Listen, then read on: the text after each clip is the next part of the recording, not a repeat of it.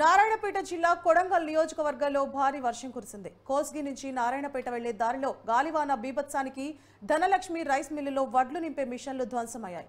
దాదాపు 2 కోట్ల వరకు నష్టం జరిగిందని అంటున్నారు. అంతేకాకుండా వడ్లు పెట్టే మిషన్లు విరిగిపోవడంతో యజమానులు తీవ్ర ఆవేదన చెందుతున్నారు.